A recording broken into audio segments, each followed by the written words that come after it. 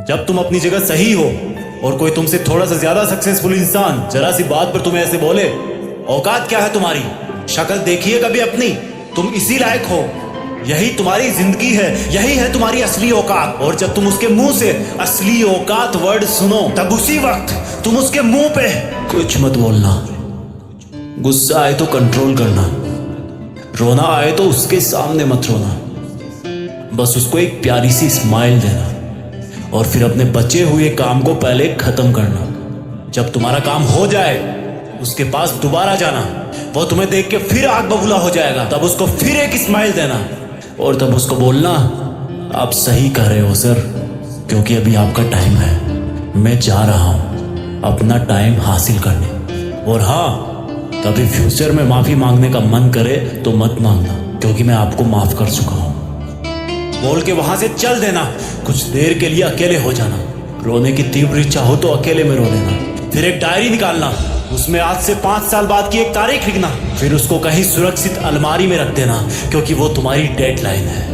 और फिर तुम अपने आप पर एक तिलक लगाना कि अब मैं दिखाऊंगा कि मेरी औकात क्या है, मुझे किसी और से नहीं खुद से लड़ना है, आज से मेरी खुद की कठिनाइयों के विरुद्ध जंग चालू है। और एक दूसरा कागज निकालना, उसमें लिखना कि तुम्हें ऐसा दिन देखने को क्यों मिला, ऐसा क्या था जो ऊपर वाले ने उसको देके नीचे भेजा और जो तुझको नहीं दिया। तब तू पाएगा कि तू उससे किसी मायने में कम नहीं है, बल्कि अपनी औकात सुनकर तू उससे भी बेहतर हो गया है, क्योंकि वही गुब्बारा ऊपर उड़ता है जिसमें गर्म हवा भरी होती है। अब ये तेरे अंदर की आग तुझे ऊपर उठाएगी। अगर उसने तुमसे कभी पास्ट में ये भी कहा कि मेरे पास 40 लाख की कार है, तो मन में सोचना कि मेरे पास 40 लाख की कार आना तो शायद मुश्किल है, लेकिन मेरे पास 40 करोड़ का पर्सनल प्लेन जरूर आएगा। अगर उसने तुमसे कभी पास्ट में ये भी कहा कि शक्ल देखिए अपनी, तो मन ही मन मुस्कुरा के बोलना कि अब मेरा चेहरा मेरा ब्रांड बनने वाला है। अगर वो बोले कि तुम लाइफ में कुछ नहीं कर सकते, तो मन ही मन दिलासा देना कि मैं कुछ करूं या ना करूं, तुम कभी आके मेरे से माफी जरूर मांगोगे। उसको कुछ बोलना नहीं, कुछ करना नहीं,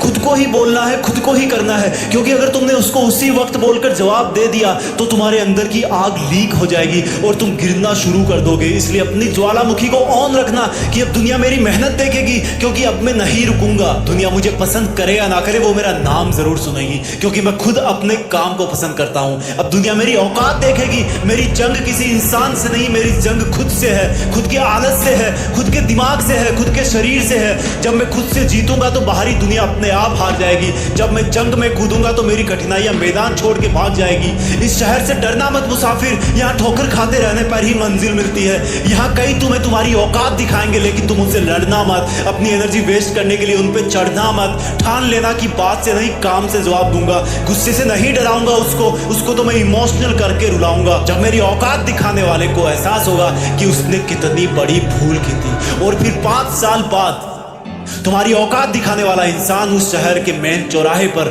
लाल बत्ती पर रुकेगा, तब उसके बराबर एक सुपर लग्जरी कार आके खड़ी होगी। वो जब उसकी तरफ देखेगा तो शीशे से कुछ ना दिखेगा उसको। फिर एकदम से उसका ध्यान कार से ऊपर होते हुए पास की एक तगड़ी बिल्डिंग पर जाएगा।